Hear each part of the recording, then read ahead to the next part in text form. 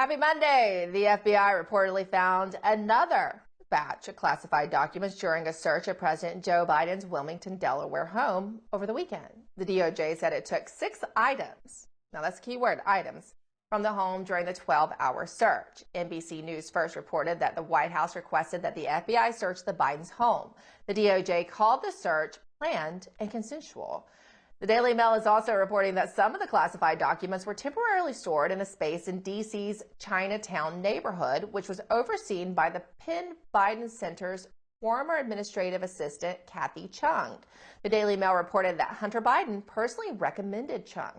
Bob Bauer, the president's personal attorney, said that the representatives of President Biden's personal legal team and the White House counsel's office were present during the search of the house. Bauer released a statement which said, in part, quote, the DOJ took possession of materials it deemed within the scope of its inquiry, including 6 items consisting of documents with classification markings and surrounding materials, some of which were from the president's service in the Senate and some of which were from his tenure as vice president. Now, many are asking if the FBI has searched the Biden family's vacation home in Rehoboth Beach, Delaware. Biden spokesperson Ian Sams wouldn't answer any questions about that.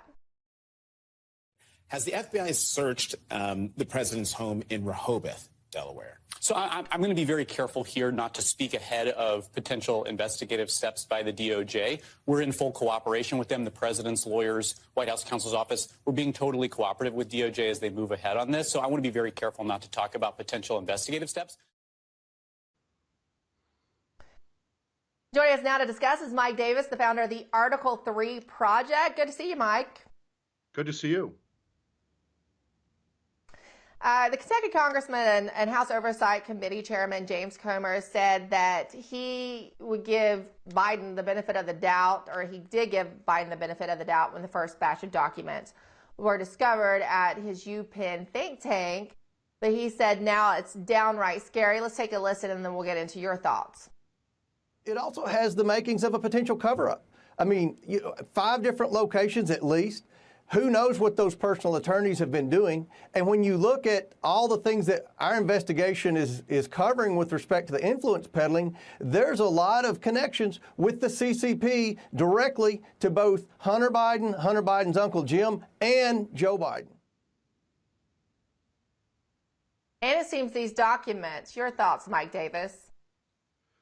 This is a big scandal for President Biden. We're looking at clear violations of the Espionage Act. He had at least 5 sets of classified documents in at least 3 different locations, and he's had these for years. He's had them going back to his vice presidency and even going back to when he was the Senate Foreign Relations Committee chairman 14 years ago. And what is baffling to me is that Attorney General Merrick Garland colluded with the Biden White House and Biden lawyers and let them do these secret searches on their own for the first 4 sets of documents. The first 4 sets they found, it was the Biden lawyers in the Biden Justice Department, and the FBI was not involved. It wasn't until the 5th set of documents that the FBI actually got involved. Why did Attorney General Merrick Garland let President Biden go to his homes, Jill Biden go to their homes, maybe Hunter go to their homes? Why did Attorney General Merrick Garland let Biden's lawyers do the search? They tainted these crime scenes for 2 months. This was a 2-month cover-up by Attorney General Merrick Garland. And I want to get to that because it seemed to me at first that this was a more controlled situation, right? We can speculate on all kinds of motives, and a lot of people are, and we've done so on this show. But it did seem more controlled in that they were able to do this on their own, the Biden lawyers, and then Merrick Garland was managing the situation. Now that the FBI is involved, and I don't necessarily have a ton of confidence in the FBI, but now that they are involved, does this escalate the situation for Joe Biden? Does this change things? Well, it certainly does, because these are clear-cut smoking gun violations of the Espionage Act.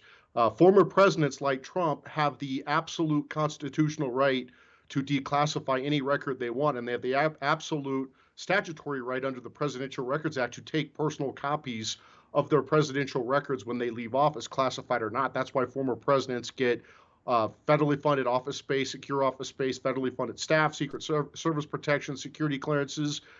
Former presidents are supposed to have classified documents in the office of former president.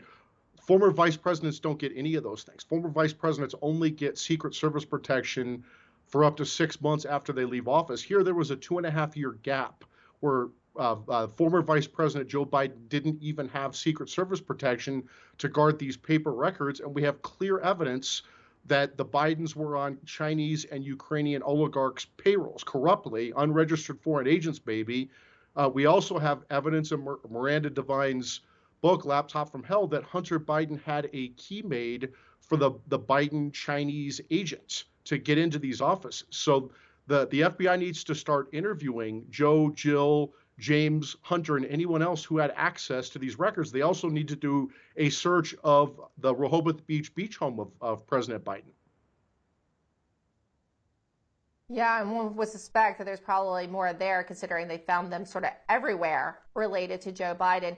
A lot of people, however, though, are looking at the appointment of special counsel Robert Hur. He's a former assistant to Christopher Wray over at the FBI. He was one of those people who was in the communications chain regarding Russiagate, which, as we know, is nothing more than political dirt turned into an investigation to target a candidate, then a sitting president. So is there any confidence in Robert Hur to handle this? It's going to be to be determined. From what I understand, Hur's not even started yet as the special counsel. It was that U.S. attorney in Illinois who authorized this search of President Biden's home. I guess with Robert Hur, I would say this.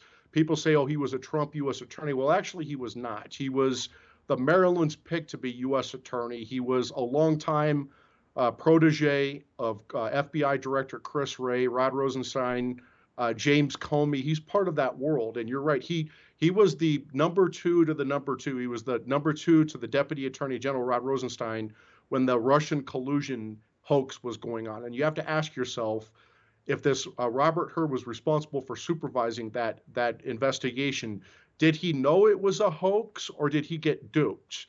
And either way is not a good sign for Robert Hur. He's either in on it or he's not up to the job. Yeah. Either choice is disqualifying. Finally, I have to ask you, Mike, you know how these things go in Washington, D.C. You're well-versed in the swamp and the deep state. Are they just ready to get rid of Joe Biden at this point?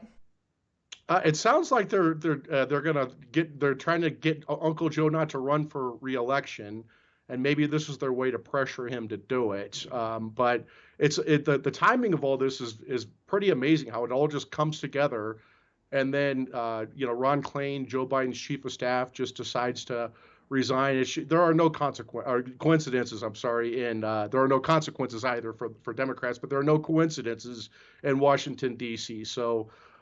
It seems like cosmic forces are coming together against Joe Biden.